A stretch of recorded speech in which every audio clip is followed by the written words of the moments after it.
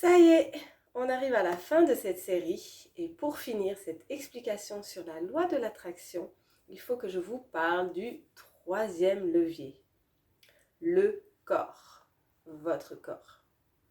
Alors, petit récapitulatif.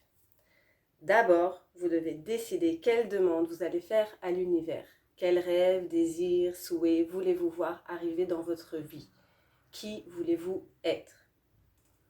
Deuxièmement, vous les visualisez avec tous les détails possibles, puis vous ressentez des émotions si fortes que vous avez vraiment l'impression de déjà vivre votre rêve, de déjà être dans cette vie-là ou dans cette peau-là. Et en parallèle, vous écoutez des mantras en accord avec votre nouveau paradigme afin de changer votre subconscient. Et pour finir, le troisième levier, votre corps entre en action. C'est lui qui va vous servir d'intermédiaire entre le monde subtil et le monde palpable, entre vos demandes envoyées à l'univers et leur réception dans le monde réel. Une fois que vous aurez lancé vos demandes, vous devrez passer à l'action dans la 3D, c'est-à-dire ce qu'on appelle le monde réel, en gros dans notre réalité matérielle. Car l'univers vous aidera à réaliser vos rêves, mais il ne pourra rien faire pour vous si vous restez inactive. Donc, un exemple, si vous souhaitez devenir écrivaine, mais que vous n'avez jamais écrit une ligne de votre vie, l'univers ne pourra pas réaliser votre rêve à votre place. L'univers se charge d'ouvrir des portes, de vous faciliter la tâche, de vous donner des synchronicités pour suivre les bonnes directions. Mais si vous souhaitez être actrice, mais que vous n'avez jamais fait un seul casting, l'univers ne pourra pas vous aider. Vous me suivez? Donc si vous avez un rêve, vous devez de faire tout votre possible pour le réaliser.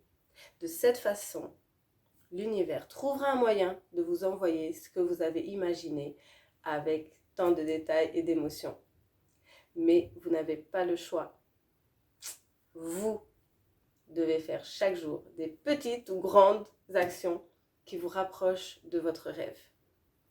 Donc, stylo, à vos stylos. Notez les 3 prochaines étapes à faire en direction de vos rêves, aussi petits soient-ils. Le principal est d'avancer chaque jour, même si c'est minime. Et n'oubliez pas que le repos est un pas, parce que quand le corps demande du repos, il faut respecter son corps.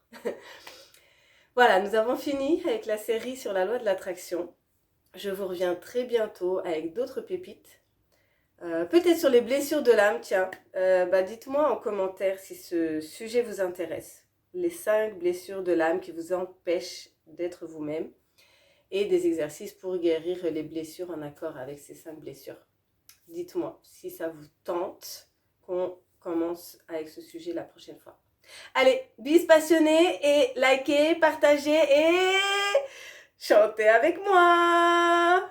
One love, one heart, let's get together and feel.